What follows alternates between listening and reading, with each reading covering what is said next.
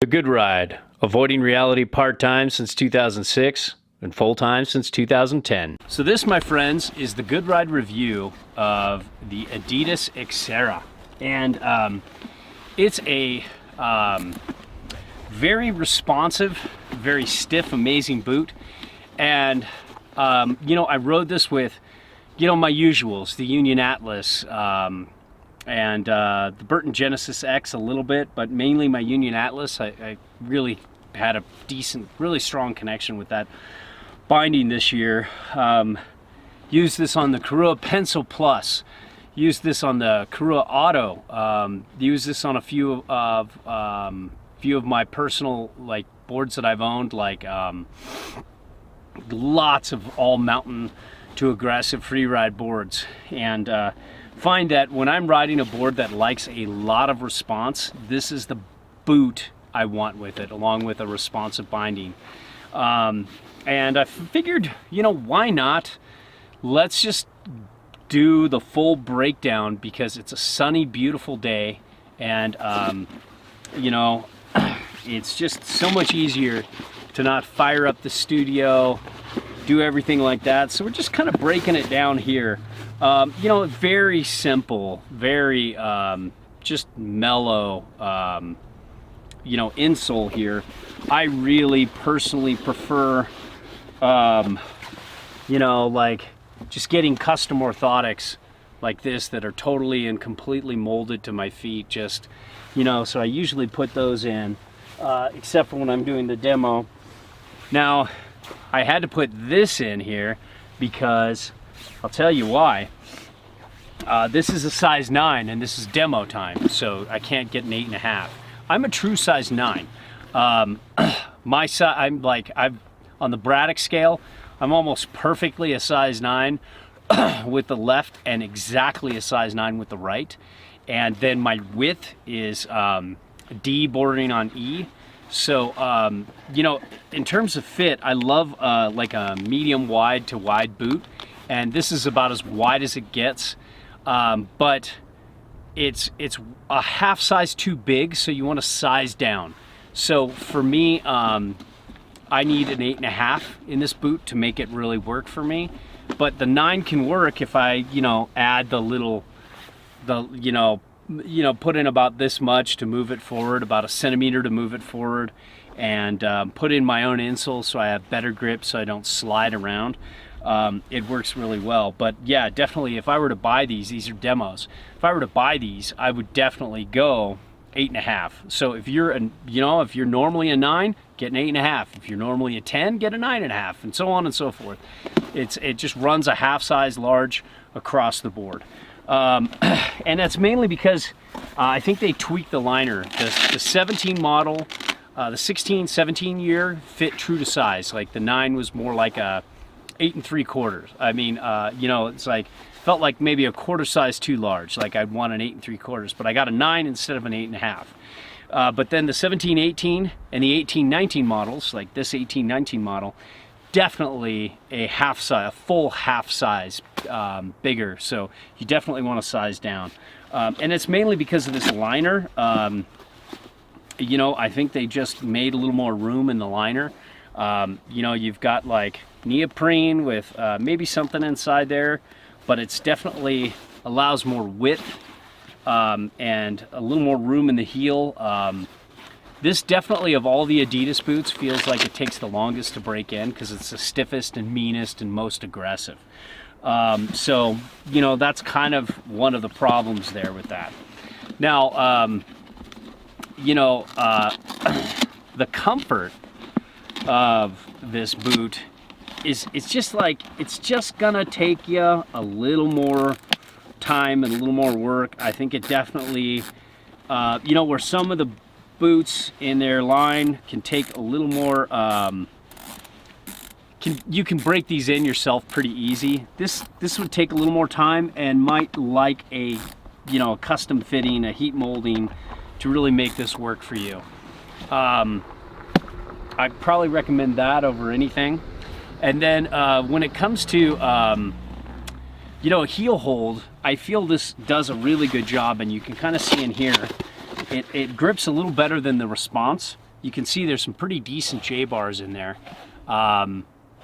It holds, it wraps well around my ankle, but if you're somebody who really needs the best of the best, then maybe you want more. But I found that you can see, kind of like if you compare this against the Response have just like 3 just across, right?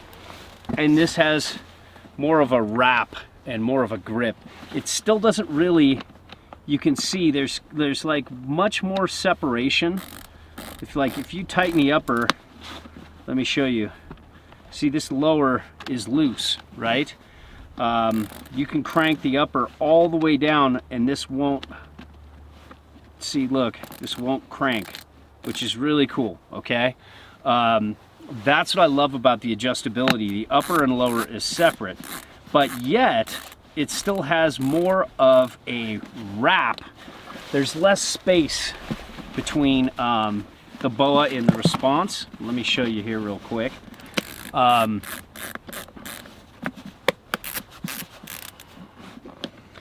There's less, wrapping going on. See how this meets over the middle here, and this kind of breaks.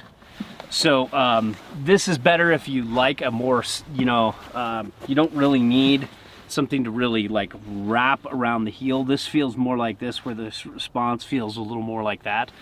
So there's still a decent amount of wrap, but it's not one of those kind of double BOAs that overlaps here. And so when you tighten the upper, you get a little bit of your lower tightened, and when you tighten the lower, you get a little bit of your upper tightened. I personally don't like that, but I know a lot of people who do, and I know that it can work for a lot of people. You have good flex. It's very stiff. And it doesn't have like a rubber spine like the Tactical ADV or Response, but it's got kind of like maybe like a little bit of rubber here, and it's a really high shell. So a couple of the only complaints I have with this boot is, you can see here, like against the Response, it definitely runs higher, and as a result, you get a lot more response, and it's stiffer. It's just a stiffer, meaner. It's their most aggressive. It's their super boot, But for somebody like me, who has calves like these, they're not huge, they're not small, they're just kind of in between. I find a couple things here. This high boot wraps around the top part of my calf. This kind of bites into my calf a little bit, and I also can't wrap this around. Like the other ones I can get to about here with my calf with all the other Adidas boot liners, but with this one I'm a little bit further back because it sits up higher on my calf, so I'm barely in there. And I've noticed that I have popped these out here and there. So if you have big calves, you might want to avoid these. If you have smaller calves, you'll probably be fine with that, because with the other boots, when they sit lower, they grip better around me and generally lasts all year. One thing I've noticed is that also in terms of comfort, there is, on the forward flex, there's a lot of downward pressure on the tongue here. I think you can if you want to play around with it, really loosen it up, you can break this down right here till about here, and then it doesn't fold down and hit as hard. But that's one big complaint.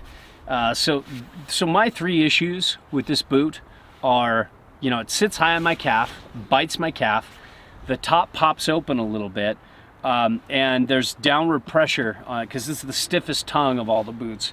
Everything else about this boot is exceptional though.